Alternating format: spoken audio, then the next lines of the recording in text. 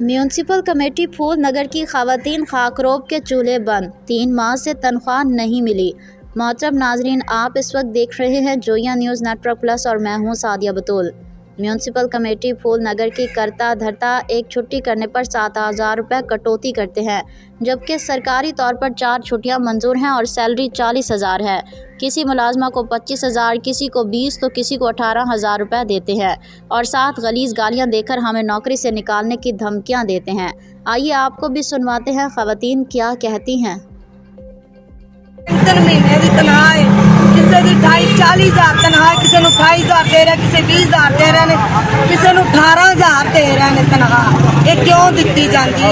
क्योंकि 3 महीनों की तनख्वाह किसी की 2 महीने जोड़ा बोलता है उन्होंने टर्मीनेट कर दे कहते कि तुहानू कटिया जाएगा जोड़ा बोलेगा।